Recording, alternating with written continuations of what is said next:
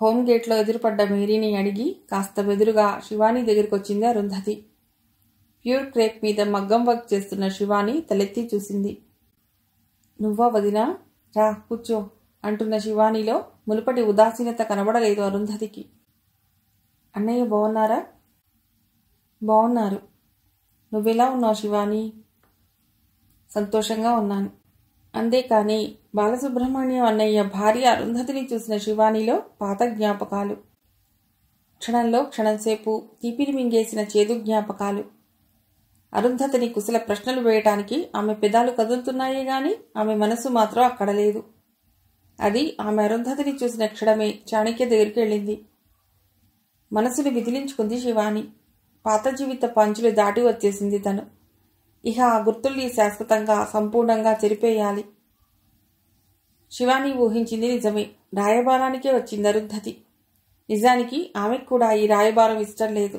చాలా కాలంగా ఇష్టం లేని జీవితాన్ని గడుపుతున్న ఒక స్త్రీ తనకై తాను ఒక అందమైన జీవితాన్ని సృష్టించుకుంటే ఆ చిత్రాన్ని చెరపడానికి తను వచ్చింది.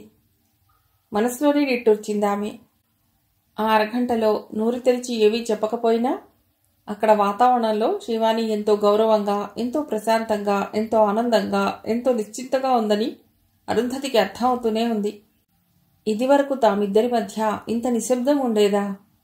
మనసులోని మర్మాలన్నీ పేజీలాగా తిప్పకపోయినా పెరిగిపోతున్న ధరల గురించి, తరిగిపోతున్న రాజకీయపు విలువల గురించి, పాడైపోతున్న సమాజం గురించి, అద్భుతమైన అందాలు సంతరించుకుంటున్న చీరల గురించి, పెరిగిపోతున్న బంగారం ధరల గురించి, టీవీలో వస్తున్న సీరియల్స్లోని అవాంఛనీయ పోకడల గురించి మాట్లాడుకుంటూ ఉంటే గంటలు నిమిషాల్లా దొర్లేవి.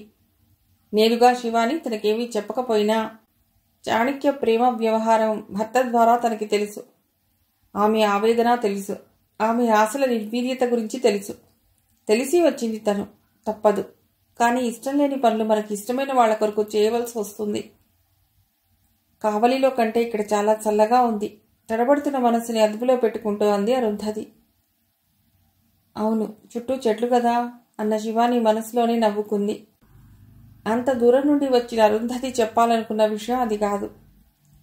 మా హోమ్ మెంబర్స్ను పరిచయం చేస్తాను రండి అని అరుంధతి జవాబును ఆశించకుండా లేచి నిల్చుంది శివాని. మెంబర్స్ని పరిచయం చేసింది. తన మెట్టింటి ఆత్మీయ సంపదని పుట్టింటి వారికి చూపించినంత ఆనందంగా చూపించింది. మీతో ఒక మాట చెప్పాలని వచ్చాను అంది అరుంధతి తిరిగొచ్చాక. భోజనం చేసొచ్చి మాట్లాడుకుందాం అంది శివాని. నేను భోంచేసే వచ్చాను అని పైకి అన్నా అరుంధతి మనసులోనే నిట్టూర్చింది. భోంచేసి వచ్చి కూర్చుని నీకు చెప్పడానికి నేను అందమైన కబుర్లేమీ మూటకట్టుకుని రాలేదు వదినా. మీ సంతోషాన్ని దొంగిలించి తీసుకెళ్ళటానికి వచ్చాను. అప్పుడే భోజనం అయిపోయిందా? టైం చూసుకుంటూ ఆశ్చర్యపోయింది శివాని. టైం ఇంకా 1 గంటన్నా కాలేదు. నిజం, తినేసే వచ్చాను. అయితే రా వదినా, ఇక్కడ కూర్చుని టీవీ చూస్తూ ఉంటారా? హోమ్ మెంబర్స్ వెయిట్ చేస్తుంటారు నా కోసం. భోంచేసి వస్తాను అని ప్లేట్లో 2 అరటిపళ్ళు పెట్టి అరుంధతికి అందించి వెళ్ళిపోయింది శివాని. ఇక్కడ కూడా కుటుంబాల్లో లాగా భోజనం చేసేటప్పుడు ఒకరి కోసం ఒకరు వెయిట్ చేస్తారా అని ఆశ్చర్యపోతూ తను కూర్చున్న హాల్ వైపు చూసింది అరుంధతి.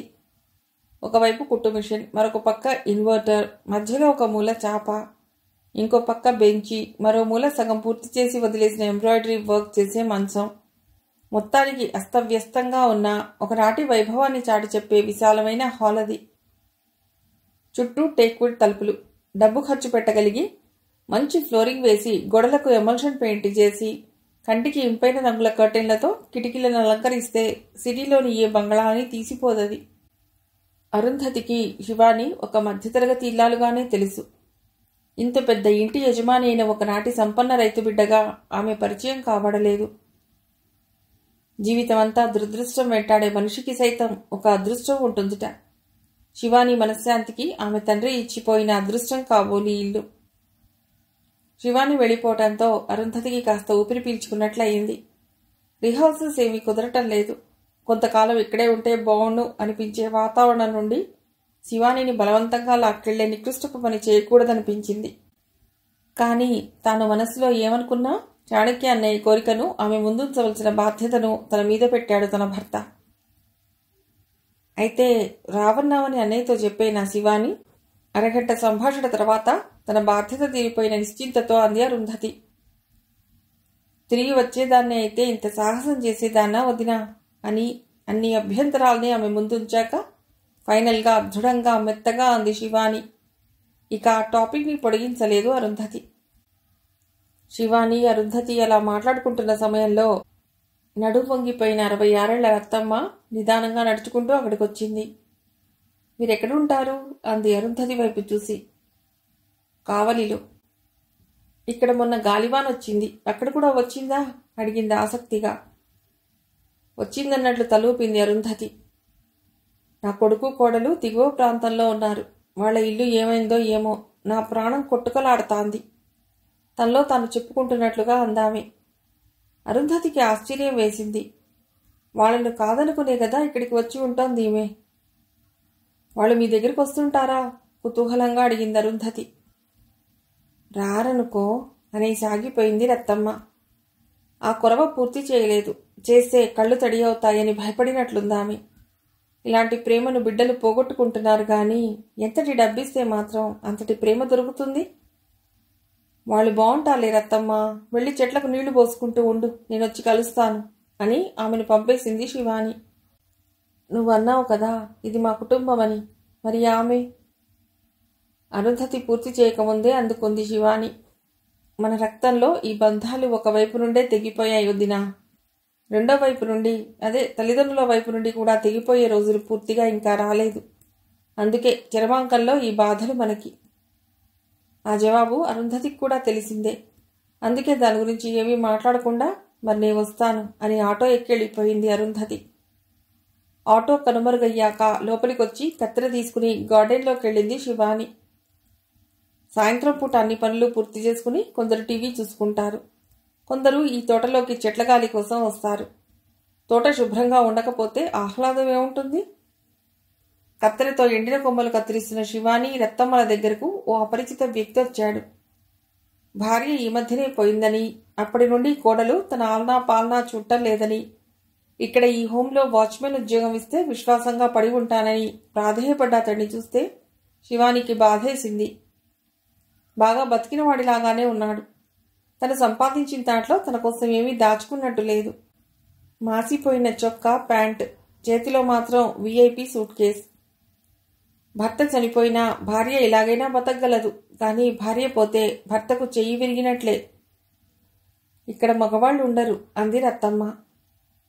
నిజమే, ఈ హోంలో చేరతానని వచ్చిన మొదటి వ్యక్తి తడు. రత్తమ్మ, మనమందరం ఆలోచించుకుని చెప్దాం అని రత్తమ్మతో అంది. మీ ఇంటికి ఒకసారి మేము వస్తాం. మీరు చెప్పేది నిజమైతే, మీకు తాగుడు లాంటి అలవాట్లు లేకపోతే మా వాళ్ళు ఒప్పుకుంటే అలాగే వద్దురు. అడ్రస్ ఇచ్చిపోండి అని లోపలికెళ్ళి పెన్ కాగితం ఇచ్చి తన పనిలో తాను నిమగ్నమైంది శివాని. భగవతికి ఆరోగ్యం బాగాలేదు. యూరిన్ రావటం లేదు. చాలా నీరసంగా ఉంటోంది. నెల్లూరుకు తీసుకెడితే డాక్టర్ కిడ్నీ ఫెయిల్యూర్ అని, అరవింద కిడ్నీ సెంటర్లో డయాలసిస్ చేయించుకోమని చెప్పి మందులు రాసిచ్చారు. పేషెంట్ ఫిట్ అయితే కిడ్నీ ట్రాన్స్ప్లాంట్ చేస్తామని చెప్పారు. ఆమె దగ్గర ఉండి సపరీలు చేయటానికి మనుషులైతే ఉన్నారు కానీ డబ్బు, లక్షల్లో డబ్బు. డబ్బు లేదని అలా వదిలేయటానికి ఆమె వయస్సు ఇంకా 35. భర్త, బిడ్డలు ఒకేసారి యాక్సిడెంట్లో చనిపోయాక ఆమె ఇక్కడికి వచ్చి చేరింది. బరువు పనులన్నీ తను చేసేది. బజారుకి తనే ఎక్కువ వెళ్లేది. ఎలా ఎలా అలాంటి సమయంలో మంచి సలహా ఇచ్చింది అరవింద. న్యూస్ పేపర్ మెయిన్ పేజ్లో మన హోంలో ఒక వ్యక్తికి కిడ్నీ ట్రాన్స్ప్లాంట్ చేయడానికి ఎవరైనా దాతలు కావాలని, కిడ్నీ గ్రూప్ కలిసిన వాళ్ళు ఎవరైనా ఇవ్వచ్చు అని ప్రకటన చేశారు. నేను ఇస్తానంటూ ముందుకొచ్చింది శివాని పిన్ని సులోచన. ఆమె వయస్సు 80. నీ కిడ్నీ తీసుకోర్లే పిన్ని. చచ్చిపోయేదాన్ని. నాది తీసుకోక పసోళ్ళదెందుకేంటి, వాళ్ళకేమైనా అయితే గొడిగిందామె. ఏమీ కాదు అని అందరి వైపు తిరిగింది శివాని. దాతలు వచ్చేదాకా డయాలసిస్ చేయకపోతే ప్రమాదం అంటున్నారు కదా. 1-2 నెలలు మందులతో సర్దుకోవచ్చన్నారులే డాక్టర్లు అంది భవాని. మందులకైనా డబ్బులు కావాలి కదా. నిరాశగా అంటున్న వాసంతి వైపు చూసింది రాజేశ్వరి. సీనియర్ సిటిజన్స్గా మనకు పెన్షన్ వస్తుంది కదా, మనకేం ఖర్చులుంటాయి? అందరి పెన్షన్ కలిపితే నెలకు మందులు వచ్చేస్తాయి. ఒకరిద్దరి మనస్సుల్లో కొద్ది బాధ. అదే కదా తమ పిల్లలు ఎప్పుడైనా చూడటానికి వస్తే వాళ్ళ చేతుల్లో పెట్టడానికి ఉండేది. నీరజ్ని అడిగి చూస్తాను అని టైం చూసి ఫోన్ డయల్ చేసింది శివాని. ఎప్పుడూ లేనిది వెంటనే రిసీవ్ చేసుకున్నాడు నీరజ్. నేరుగా అడిగింది శివాని. నీరజ్, మా హోంలో ఒకరికి కిడ్నీ ట్రాన్స్ప్లాంట్ చేయాలి, ఒక 5 లక్షలు పంపగలవా? కొద్దిపాటి నిశ్శబ్దం తర్వాత అన్నాడు నీరజ్. నీకైతే సరే, ఎవరి గురించి అడిగితే ఎలా అమ్మా? సరే అని ఫోన్ పెట్టేసిన శివాని కొడుకు మళ్ళా ఫోన్ చేసి సారీ చెప్తాడని ఆశించి నిరాశపడింది. సిక్ రూమ్లో భగవతి మగతగా పడుకునుంది. హోంలో డిస్కషన్స్ జరుగుతున్నాయి. అలాంటి సమయంలో అరవింద పెద్ద కొడుకు తల్లిని చూడటానికి వచ్చాడు. ఒక బిస్కెట్ ప్యాకెట్ తల్లి చేతిలో పెట్టి అక్కడే నిలబడ్డాడు. భగవతికి పచ్చం కూరలు చూడండి అని అందరినీ పంపేసింది శివాని. వచ్చేవాడివి ఉత్తి చేతులతో అన్నా రావాలి, లేదా అందరికీ 1 డజన్ ప్యాకెట్లన్నా తేవాలి. నిష్ఠురంగా అంటున్న తల్లి వంక విసుగ్గా చూశాడతడు. అందరికీ జరపడం నా వల్ల కాదు. గవర్నమెంట్ ఎంప్లాయీవై ఉండి 100 రూపాయలు ఖర్చు పెట్టలేవా? తల్లి కోపానికి జంకాడతడు. సరేలే, నువ్వెలా ఉన్నావో చెప్పు. ఆ మాట అడిగేసరికి అరవింద గుండెలో తాత్కాలికంగా ఆగిన ప్రేమవాహిని తిరిగి ప్రవహించసాగింది. కోడలు ఎలా ఉందిరా? నువ్వు లేవుగా, బాగానే ఉందిలే. అదేమిట్రా అలా అంటావు? నేనంత రాక్షసినా? సారీ అమ్మా, నేననేది నీ కోడలి గురించి. దాని మనస్సు మంచిది కాదు. నువ్వు మార్చుకుని ఉండొచ్చు కదా నాయనా. తల్లి ముందు మనసు తెరిచిన కొడుకును క్షమించేస్తూ అంది అరవింద. ప్రయత్నించి ఓడిపోయానమ్మా. మొదట్లో భార్యను కష్టపెట్టకూడదని తను ఎలా ఆడిస్తే అలా ఆడాడు. తర్వాత నేను బాగా చూడటం లేదని తెలిసి కోప్పడ్డానని అన్నం తినడం మానేసింది. బతిమాలి మీ అమ్మైతే సర్దుకోవా అన్నాను. మా అమ్మ అలాంటిది కాదు అంది. నేను మీ అమ్మతో ఇలా ప్రవర్తిస్తుంటే నువ్వు బాధపడవా? అలాగే నేను బాధపడుతున్నాను. నన్ను బాధ పెడతావా అన్నాను. కొంతకాలం బాగానే ఉంది, మళ్ళీ మామూలే. ఒకరోజు మీరిద్దరూ గొడవ పడుతుంటే మా అమ్మ అన్న దాంట్లో తప్పే ఉందని చెయ్యెత్తాను, గుర్తుందా? ఆ రోజు పుట్టింటికి వెళ్ళిపోతానని రాద్ధాంతం చేసింది. పరువు పోతుందని కాళ్ళు పట్టుకుని బతిమాలితే ఆగింది. ఆ తర్వాత ఒకసారి నేను సపోర్ట్ చేశానని ఉరేసుకోబోయింది. ఇవన్నీ నీకు చెప్పలేదు. నేను ఇంకేం చేయాలో చెప్పమ్మా. పిల్లలకి తల్లి కావాలి కదా. నేనే సర్దుకుపోతున్నాను. నువ్వేమో నా మీద అలిగి ఇక్కడికి వచ్చావు. అంతా కోడలి తప్పుగానే అభివర్ణిస్తున్న కొడుకు పట్ల జాలేసింది. కొడుకు పోస్ట్ నుండి భర్త పోస్టుకి వెళ్లే మగపిల్లలు చాలా నేర్చుకోవాలి. అబద్ధాలు చెప్పటాలు, రహస్యాన్ని దాచిపెట్టడం, ఎవరి దగ్గర వాళ్ళని పొగడటం, ఒకరి దగ్గర ఇంకొకరిని గొప్పగా చెప్పకుండా ఉండటం నేర్చుకోవాలి. తల్లే తన లోకం అన్నట్లుగా కోడలి దగ్గర ప్రవర్తించకూడదు.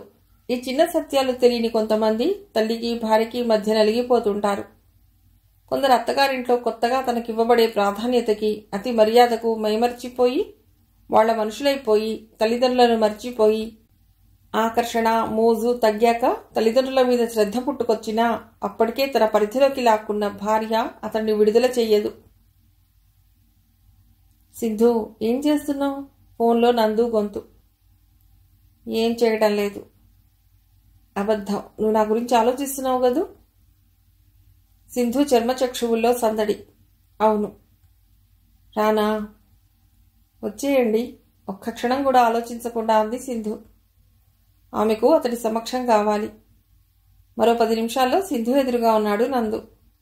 అతడి చేతిలో కెమెరా. అందంగా రెడీ అయ్యావా? స్నాప్స్ తీస్తాను. ఇప్పుడు అందంగా లేనా? చిలిపిగా చూసింది సింధు. బావున్నావు. రేగిన తల ముంగురులు ముద్దుగా ముందుకు రావాలి. నుదురును తాకుతూ. ఎర్రబడ్డ కళ్లల్లో కించిత్ తలసటతో, పల్చబడ్డ నడుముతో, కొద్దిగా మాసిపోయిన మేకప్లో, న్యాచురాలిటీతో. చాలు చాలు, వర్ణించింది చాలు. సరే, మరేం కావాలో చెప్పు. చిన్న ముద్దివ్వనా? స్వేదంతో తడిసిన నీ నుదుటి మీద ఇమ్మంటావా? సిగ్గుతో వాలిపోయిన కనురెప్పల మీదనా? కోపం నటిస్తున్న నీ ముక్కు మీదివ్వనా? ఊరిస్తున్న నీ నున్నటి ఎర్రటి గుండ్రటి బుగ్గ మీదనా? ఇంకేమీ వద్దు. ఆలస్యం ఎందుకంటావా? ఓకే, ఇచ్చేస్తాను. నందు దగ్గరికి వస్తుంటే 4 అడుగులు వెనక్కి వేసింది సింధు. ఆమె ఇదివరకులా ఇప్పుడు తొందరపడదలుచుకోలేదు. వద్దు, కళ్ళు మూసుకుంటూ అంది సింధు. కళ్ళు తెరువు సింధు, సరదాగా అన్నాను. నేను అలాంటి వాణ్ణి కాదు. క్షణంలో సింధు మొహం పేలవమైపోయింది. మగవాడైనా అతడిలో ఎంత నిగ్రహం! అప్పుడు తనెందుకు నిగ్రహాన్ని కోల్పోయింది? ఆమె కళ్లల్లో ఊరిన కన్నీటిని అతడు గమనించలేదు. సోఫాలో కూర్చుంటూ అన్నాడు, కెమెరా తెచ్చాను, కొన్ని స్నాప్స్ తీసుకుందాం, నువ్వు ఫ్రెష్ అప్ అయిరా. ఓకే. అతడు కల్పించిన విలక్షణమైన స్థితిలో నుండి విముక్తి పొందుతూ లోపలికెళ్ళింది సింధు. ముగ్గులేస్తున్న పరమేశ్వరి తన ఎదురుగా కనబడ్డ నీడను గమనించి తలపైకెత్తింది. ఎదురుగా 65 వయసున్నట్లుగా ఉన్న అపరిచితురాలు. లేచి నిల్చుంది పరమేశ్వరి. ఆ రోజు ఉగాది కావటంతో అంతా హడావిడిగా ఉంది. నేను ఈ హోంలో చేరాలని వచ్చాను. మంచి ఉప్పాడ చీరలో, మెడ నిండా నగలతో, కళగల ముఖవర్చస్సుతో ఉన్న ఆ వృద్ధురాలంది. క్షణం ఆశ్చర్యంగా చూసిన పరమేశ్వరి మరు నిమిషంలో తేరుకుని, పదండి, లోపల పెద్దమ్మగారున్నారు, ఆమెతో మాట్లాడండి అని తన వెంట ఆమెను లోపలకు తీసుకెళ్ళింది. నా పేరు లక్ష్మీదేవి అని ఆగిందామె, ఎలా మొదలెట్టాలో తెలియక. కూర్చోండి. పక్కనే ఉన్న చెక్క కుర్చీ చూపించింది శివాని. మీ హోం గురించి విన్నాను, ఇక్కడ చేరుదామని వచ్చాను, ఎలాంటి ఉపోద్ఘాతం లేకుండా అందామె. ఆశ్చర్యపోయింది శివాని. ఈ ఫ్రెండ్షిప్ హోంకి ధనవంతులు అప్పుడప్పుడు రావటం, సహాయం చేయటం ఈ మధ్య జరుగుతోంది. అలాగే అనుకుంది శివాని. ఆమె ఆగి ఆగి చెప్పిన కథనం ప్రకారం పెద్ద వంశవృక్షం ఆమెది. ఒక ఫార్మాస్యూటికల్ కంపెనీ ఓనర్ ఆమె భర్త. ఆమెకు 3 కూతుళ్లు, 2 కొడుకులు, 6 మంది మనవళ్లు, 4 మనవరాళ్లు. అందరూ ఉద్యోగస్తులే. 2 ఏళ్ల క్రితం భర్త చనిపోయాడు. ఇంతవరకు ఆ ఇంటికి పెద్దగా, ఇంటి కోసం సర్వం చేసిన ఆమె ఒంటరిదవ్వటంతో గౌరవం దిగజారింది.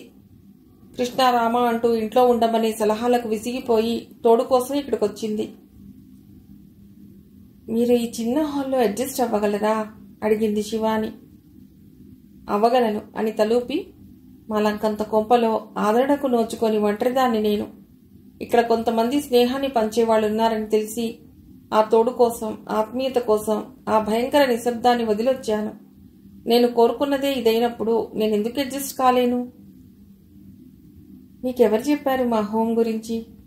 ఉగాది పచ్చడి ఒక ఆకు దోనెలో వేసి అందిస్తూ అడిగింది శివాని. మా వంట మనిషి పెద్దమ్మ ఇక్కడుందిట, ఆమె పేరు మీనాక్షి, ఇప్పుడు కూడా ఉన్నదామె. ఆగి ఆగి, మా వంట మనిషి చెప్తేనే తెలిసింది అంది లక్ష్మీదేవి. మీనాక్షమ్మా? ఉన్నారు. అయినా వంట మనిషిని పెట్టుకోగల సామర్థ్యం ఉన్న మీరు ఇలా రావటం? నాకు జీతానికి పనిచేసేవాళ్లు కాదు, జీవితాన్నిచ్చేవాళ్లు కావాలి. నా వయస్సు ఇప్పుడు 62. ఏమో ఇంకా ఎన్నేళ్లు బతుకుతానో తెలియదు కదా. ఇప్పటిదాకా అవసరమైనప్పుడు మాత్రమే నా కోసం వచ్చేవాళ్ల కోసం ఎదురుచూస్తూ, ఎప్పటికప్పుడు అఫెండ్ అవుతూ, రాజీ పడుతూ బతికాను. ఆయన ఉండుంటే ఒకరికొకరం. కానీ ఆయన మోసం చేసి వెళ్ళిపోయారు. ఇప్పుడు నాకు కావాల్సింది తోడు. మీరు నన్ను ఈ హోంలో చేర్చుకోరా? భర్త తలుపులతో నిలిచిన కన్నీటి బిందువులో కాదంటారేమోనన్న ఆందోళన. నేను ఊరికే ఉండను, ఏదో పని చేస్తాను. ఉలిక్కిపడ్డ శివాని ఇంకాస్త దగ్గరకొచ్చి నిల్చుంది. ఆమె భుజం మీద చేయి వేసి, ఇక్కడ అందరం మీలాంటి వాళ్ళమే, మనలాంటి వాళ్ళ కోసమే ఈ హోం. మీరిక్కడ నిరభ్యంతరంగా చేరొచ్చు. థ్యాంక్స్ అండి. రండి, హోం చూద్దురు గాని. శివాని వెంట కదిలింది లక్ష్మీదేవి. ఈమె భువనేశ్వరి. భర్త గవర్నమెంట్ జాబ్లో ఉండగానే భర్త చనిపోయారు. ఈమెకు రావాల్సిన పెన్షన్ని పిల్లలు మోసంగా, బలవంతంగా తీసేసుకున్నారట అని శివాని పరిచయం చేశాక భువనేశ్వరి నోరు విప్పింది. ఇంతకాలం నా అమ్మ ప్రేమని, డబ్బుని కూడా వాళ్ళకి సంతోషంగా ఖర్చు పెట్టాను. ఇప్పుడు ఇలా బలవంతంగా నన్ను దోచుకుంటుంటే నాకు విరక్తి వచ్చేశాను అందామె. ఆమె విష్ణువర్ధని గారు. 80 ఏళ్ల వృద్ధురాల్ని చూపిస్తూ అంది శివాని. వణికే చేతులతో నమస్కరించింది. ఈమెకు శక్తి ఉన్నంత వరకు 2 కోడళ్లు ఉద్యోగాలు చేసుకుంటూ వాళ్ళ పిల్లలకు ఈమె చేత సేవలు చేయించారు. మూలపడ్డాక ఎవరికి వాళ్లే వదిలించుకోవాలని చూస్తున్నారు. ఈమె కథ విని మేమే వెళ్లి మా హోంకి తీసుకొచ్చేసుకున్నాం. శివాని ఇలా ఒక్కొక్కరి కథ చెప్తోంది. కొత్తగా చేరిన వాళ్లను మీకు ఇక్కడ ఎలా ఉంది అని ప్రశ్నిస్తుంది. అందరూ ఇచ్చే జవాబుల్లో ఒక్కటే అర్థం. జీవితం అయిపోయిందనుకున్న మాకు ఇక్కడికొచ్చాకే తెలిసింది మాకింకా మంచి జీవితం మిగులుందని. ఆ జవాబు కొండంత ధైర్యాన్నిచ్చింది లక్ష్మీదేవికి. మెట్లెక్కి పైకొచ్చాక చూసిన దృశ్యానికి ఆశ్చర్యపోయింది లక్ష్మీదేవి. మేడ మీద వరండాలో కార్డ్స్ ఆడుతున్నారు 4 పెద్దవాళ్లు. ఇక్కడ కార్డ్స్ అలౌ చేస్తారా అని అడిగింది లక్ష్మీదేవి. చిన్నగా నవ్వింది శివాని. తప్పే ఉంది, డబ్బు పెట్టి ఆడటం లేదుగా, క్యారమ్స్ బోర్డ్లా ఇదీను. ఎవరిష్టం వాళ్ళది, అందరూ ఆనందంగా ఉండాలనేదే మా హోమ్ ఉద్దేశం. అందుకే ఇక్కడ పని చేసుకునే టైంలో పని, మిగతా టైంలో ఎవరిష్టం వారిది. నిజమే, అనాలోచితంగా అన్నాను. నేను ఎఫ్ఎం రేడియో తెచ్చుకోవచ్చా? సంకోచంగా అడిగింది లక్ష్మీదేవి. ఇక్కడ పట్టగలిగిన ఏ వస్తువైనా మీరు తెచ్చుకోవచ్చు, కాకపోతే ఇక్కడికి అవి రాగానే అవన్నీ అందరివి అవుతాయి. సంతోషం, రేపే వస్తాను నేను. మంచి రోజు చూసుకోరా, అక్కడే ఉన్న ఇందిరా అంది.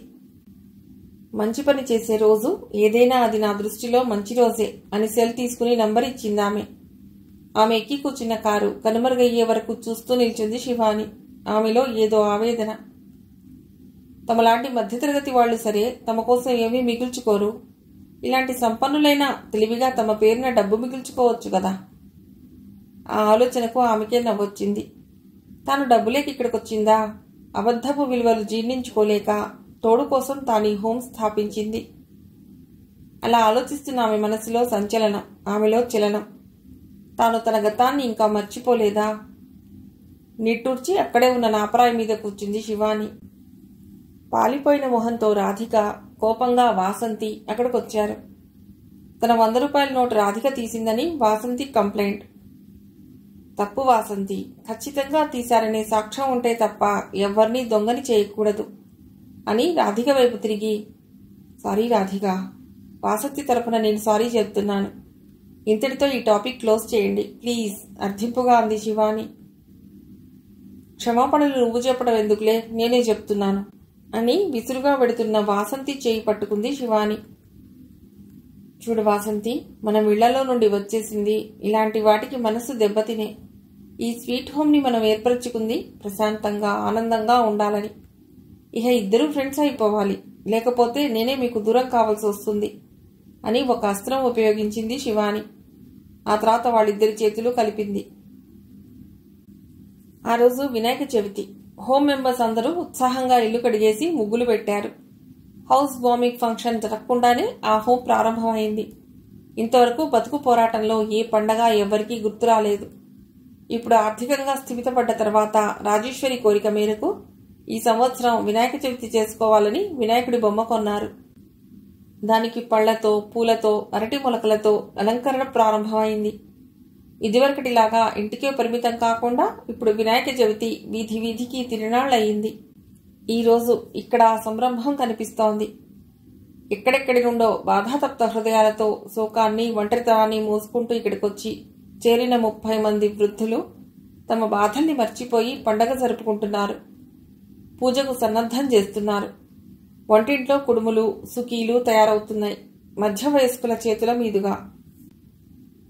ఒంటరిగా ఓ మూల కూర్చునుంది సుగుణ. ఆమెకు 57 సంవత్సరాల వయస్సు. ఆమె మనసు 25 వెనక్కెళ్లిపోయింది. ఆ రోజుల్లో తన భర్త, కొడుకు, కూతురు కలిసి ఎంత బాగా చేసుకునేవాళ్లు వినాయక చవితిని. ఏ పత్రి ఏదో తెలియకపోయినా తెగ పూజ చేసేవాళ్లు పిల్లలు. ప్రతి ఏడు తగువే, ఇంకా పెద్ద వినాయకుడు కావాలని. దాన్ని నిమజ్జనం చేసే రోజు నేను చేస్తానంటే నేను చేస్తానని పోట్లాట. భర్తకు, పిల్లలకు ఆ పండుగ స్పెషల్స్ చేయటంతో తన నుదుటిన పట్టిన చెమట బిందువుల్లో అనంతమైన తృప్తి. అలసిపోయావు సుగుడా అని ఆయనంటే అంత శ్రమ మాయమైపోయేది. నువ్వేమో కొత్త చీర కట్టుకోలేదు, మాకేమో కొత్త బట్టలు కొన్నావని సమత అన్నప్పుడు కొత్త చీర కట్టుకున్నంత ఆనందంగా ఉండేది. ఇప్పుడేరి వాళ్ళిద్దరూ ఏరి?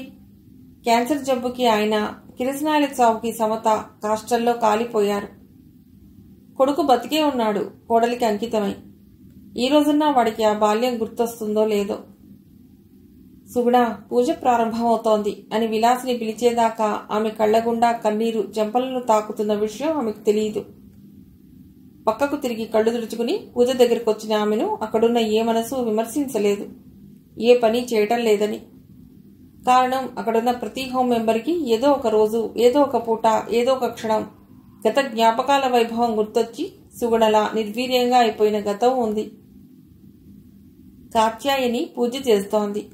సిద్ధి వినాయక అంటూ వినాయకుడిని స్తుతిస్తోంది. ఆమె ఒక పూజారి భార్య. ఆమెని వదిలేసి వేరే పెళ్లి చేసుకుని వెళ్ళిపోయినా ఆ పూజారి పూజా వాసనలు ఇప్పుడు పనికొస్తున్నాయి ఆమెకు. ఆమె పెదాలు మంత్రాలను ఉచ్చరిస్తున్నాయి గాని ఆమె మనస్సు వినాయకుడి గుడిలో పూజారిగా భక్తుల నమస్కారాలు అందుకునే అతడిలో లేని సంస్కారం వైపుగా వెడుతోంది. మనస్సుని గద్దించి పూజలో నిమగ్నం అవటానికి ప్రయత్నిస్తోంది ఆమె. పూజ అయిపోయి పండగ భోజనం చేస్తున్న అందరిలో సంతోషం.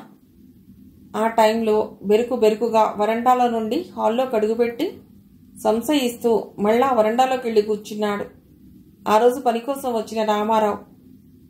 అతన్ని గమనించి శివాని అందరి వైపు తిరిగింది. ఇతను మన హోంకి వాచ్మెన్ గా ఉంటానంటున్నాడు. మీ అందరి అభిప్రాయం చెప్తే చర్చించుకుందాం అంది శివాని తనకిష్టమైన భావాన్ని వ్యక్తం చేస్తూ. ఆ సంతోషంలో అందరూ ఒప్పుకున్నారు. అతని ఆశ నిరాశలు ఓదార్చబడ్డాయి. ఇంత పొడుగు బెంజ్ కారులో లాల్స దిగడం చూసిన శివాని ఎంత ఆశ్చర్యపోయిందో అంతే ఆనందపడింది. ఈ హోంలో అందరితో స్నేహంగా ఉంటోంది శివాని. కానీ మామూలు స్నేహభావంతో ఉండటం వేరు, బాల్యం నుండి మనసులు కలిసిన స్నేహం వేరు. హ్యాపీ బర్త్డే శివా అని చేయి చాపి ముందుకొస్తున్న స్నేహితురాలి దగ్గరకు వేగంగా వెళ్లి ఆమె చెయ్యి అందుకుంది శివాని. థ్యాంక్స్ గాని నిన్న ఫోన్ చేశావు కదా, వస్తున్నానని చెప్పలేదే చిన్నగా నవ్వింది లాలస. నువ్వున్నావో లేదో అని కన్ఫర్మ్ చేసుకున్నాను, ఇప్పుడొచ్చేశాను. నీ కళ్ళల్లో ఆనందం చూద్దామని. మంచి పని చేశావు గాని నేనెక్కడికెడతాననుకున్నావు? ఏమో నీ మనస్సు మారి. లాలస మాటను పూర్తి చేయనివ్వలేదు శివాని. అది మారదు గాని చెప్పు, ఏమిటి విశేషాలు? అక్కడే ఉన్న లీలావతి చనువుగా మందలించింది శివానిని. అక్కడే నిలబెట్టి మాట్లాడతావా? లోపలికి తీసుకెళ్ళు. ఆమె శివాని కంటే 5 ఏళ్లు పెద్ద. లోపలికెళ్ళి లంచ్ చేస్తూ మాట్లాడుకుందాం అని లోపలికి దారి తీసింది శివాని. మనం లంచ్ నిదానంగా చేయొచ్చు, ముందు మా డ్రైవర్కి కాస్త టీ తెప్పించి ఇవ్వు. సారీ, మీ డ్రైవర్ని గమనించలేదు నేను. నువ్వే డ్రైవ్ చేసుకుంటూ వచ్చేసావనుకున్నాను. భలే దానివే, ఇంత దూరం ఈ హైవేలో నేనా డ్రైవ్ చేసేది? రోడ్డు ఇంత వెడల్పైన దారిలో 2 యాక్సిడెంట్లు తెలుసా? అయినా నేను పోయినా ఏడ్చేవారెవరూ లేరనుకో అని పక్కపక్క నవ్వుతున్న లాలస కళ్ళలోకి చూసింది శివాని. అవి నవ్వటం లేదు. లంచ్ చేశాక టెర్రస్ మీదకు స్నేహితురాల్ని తీసుకెళ్లి అడిగింది. ఎందుకు ఎలా ఉన్నావు? ఎలా ఉన్నాను? బాగానే ఉన్నానే అని నవ్వబోయి ఆగి, నీగాకెవరికి చెప్తాను గాని నేనప్పుడే చచ్చిపోతున్నట్టు మా బంధువులంతా ఏది ఎవరెవరికి రాయాలో చెప్పనట్లే చెప్తున్నారు. శివాని బాధపడింది. లాలస ఒంటరిగా ఉంటే ఆమె యోగక్షేమాలు కనుక్కొని వీళ్లకు ఆమె సంపద ఆశించే హక్కుందా? శివ, నాకు బోర్ కొడుతుంది, ఒంటరి బతుకు, ఎప్పుడో వచ్చేస్తాను మీ హోంలోకి నవ్వుతూ అంటున్న లాలస వైపు ఆశ్చర్యంగా చూసింది శివాని. సర్వసుఖాలకి అలవాటు పడ్డ లాలస ఏ సౌకర్యాలు లేని ఈ హోంకి రావాలని అనుకున్నదంటే ఒంటరితనం ఎంత భయంకరమైనది. ఇక్కడికి వస్తావా? మీ ఇంట్లో ఫర్నిచర్ని ఏం చేస్తావు? ఇక్కడ పట్టదు కదా. తనను తాను సర్దుకుంటూ జోక్ వేసింది శివాని. అవా అక్కడే ఉంటాయిలే, 4 గోడలకు తోడుగా అని టాపిక్ మార్చింది లాలస. ఆ మధ్య వచ్చినప్పుడే మీ హోంలో అందరూ స్నేహంగా ఉన్నట్టు అనిపించింది. ఇప్పుడు అలాగే ఉన్నారా? లేక కాస్త బాధలు తీరాక కుళ్ళు కుతంత్రాలు మొదలయ్యాయా? చిరునవ్వు నవ్వింది శివాని. బొత్తిగా లేవని చెప్పను, కానీ ఎక్కడివక్కడే సమసిపోతున్నాయి. అందరికీ తెలుసు ఈ జీవితం తప్ప మరొక జీవితం తమకు లేదని. వాట్ అబౌట్ మాతృ ప్రేమలు? ఎవరూ ఇంటికి మళ్ళా వెళ్లలేదా? హాస్యంగా అంటున్న స్నేహితురాలి వంక చూసి అంది శివాని. మనస్సును వెళ్లాలనే ఆశపడతాయి. భంగపడ్డ ప్రేమలు కాళ్లకు బంధాలు వేస్తాయి. అయినా ఈ మధ్య ఒక ఆమె వెళ్ళింది. ఎలా ఉందో పాపం. వాళ్ళ ల్యాండ్లైన్ తీసేశారు. సెల్కి చేస్తే కోడలు అత్తకి ఫోన్ ఇవ్వటం లేదు. ఆఫీస్ టైంలో కొడుక్కి ఫోన్ చేస్తే అది ఎప్పుడు స్విచ్ ఆఫ్లో ఉంటుంది. ఆమెకి ఎంత బుద్ధి లేదు వెళ్ళటానికి, విసురుగా అంది లాలస. బుద్ధి లేక కాదు, మాతృప్రేమ చాలా చిత్రమైంది. అది గుండె లోతుల్లోంచి పొంగి వస్తుంది. చిన్న విషయానికే భర్తను క్షమించలేని స్త్రీ బిడ్డల తప్పుల్ని ఎప్పటికప్పుడు క్షమిస్తూనే ఉంటుంది. తన కడుపులో నుండి పుట్టారన్న స్వార్థమేమో.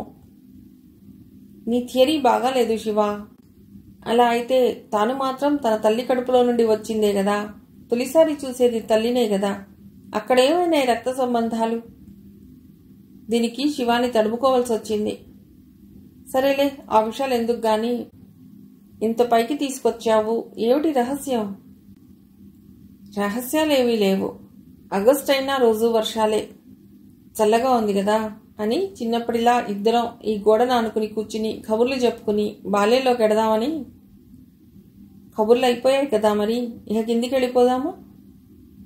ఇంకా ఉన్నాయనుకో, కానీ నేను వెళ్ళాలి. ఈరోజే పెడతావా? వెళతాను. నువ్వన్నట్లు అక్కడ నా కోసం ఏసీ రూమ్ ఎదురు చూస్తూ ఉంటుంది కదా. ఒక్కరోజు ఏసీ లేనిదే ఉండలేవు. నువ్వా ఇక్కడికి వచ్చేది అని హాస్యమాడుతున్న శివాని వైపు దీర్ఘంగా చూసి అంది లాలస. ఏమో శివ, ఎవరి మనసులు ఎప్పుడు ఏమి కావాలని కోరుకుంటాయో ఇప్పుడే చెప్పలేం కదా. ఓకే ఓకే పద, నువ్వు వెళ్లేసరికి మరీ పొద్దుపోకూడదు. ఒకసారి అందరినీ పలుకరించి వెడుతూ గాని అని కిందకు దిగిన శివాని ఆశ్చర్యపోయింది. అక్కడ ఆ హాల్లో అనాచ్ఛాదితమైన బల్ల మీద పెద్ద కేక్, దానిమీద 60 అంక వేసిన క్యాండిల్, దాని పక్కన happy birthday to you Shivani అనే అక్షరాలు, దాని కింద లాలస పేరు. ఏమిటిది? నీ బర్త్డే కదా. వద్దు లాలస, ఈ అలవాటొద్దు. ఈ సంవత్సరానికి 30-40 బర్త్డేలు చేసుకునే స్థోమత మాకుండదు. లాలస తిరిగి సమాధానం చెప్పకముందే అందరూ కోరస్గా అన్నారు. మమ్మల్ని నిరాశపరచకు శివాని. ప్రతి వాళ్ళు బర్త్డే ఫంక్షన్ చేసుకోవాలనే రూల్ లేదు. ఇది ఒక పండుగే మాకు. మొన్న వినాయక చవితి చేసుకోలేదు. అలా అవకాశం వచ్చినప్పుడు మన ఆనందాల్ని మనం ఎందుకు తిరస్కరించాలి? హోంలో ఈ మధ్యనే చేరిన సౌదామినికి మాత్రం బర్త్డే రోజు శివానికి ఇవ్వబడ్డ ప్రత్యేకత బాధించింది. ఈర్ష గుండు సూదిలా మారి ఆమె మనసును గుచ్చింది. ఆమె పిల్లలు పెళ్లిళ్ళయ్యేదాకా తల్లిని బలవంతం చేసి బర్త్డే జరిపేవారు. భర్త మాత్రం నిమిత్త మాత్రుడిగా ఉండిపోయేవాడు. పిల్లల పెళ్లిళ్ళయ్యాక తల్లిదండ్రుల పుట్టినరోజులు మర్చిపోవడమే కాదు, తమ బర్త్డేస్ని ఎప్పుడైనా వాళ్ళు విష్ చేయడం మర్చిపోతే మీ అమ్మకు నాన్నకు నీ మీద ప్రేమ లేదని అల్లుడన్నాడని, కూతురు నువ్వంటే మీ అమ్మకు ప్రాణం అన్నావు కదా, ఏది ఆ ప్రాణం అని కోడలన్నదని కొడుకు నిష్ఠురం ఆడేవాడు. సౌదామిని నొచ్చుకునేది. ఆమె భర్త మాత్రం విరక్తిగా నవ్వుకునేవాడు. గతం జ్ఞప్తికి రాగా ఆమె పశ్చాత్తాపడింది. మనసులోనే శివానికి సారీ చెప్పుకుంది. భర్త చనిపోయి బిడ్డల ఆదరణ లేక ఈ హోంకొచ్చినాకైనా తన మీద గోరంత జాలి, కొద్దిపాటి ప్రేమైనా కలిగుండదా వాళ్ళకి? ఫోన్ నెంబర్ ఇచ్చింది కదా, తన పుట్టినరోజునైనా ఫోన్ చేస్తారో లేదో. ఆ రోజు ఆదివారం, చూడ్డానికి వస్తారేమో అని ఆశపడింది. మిగిలిన కథ తర్వాతి భాగంలో.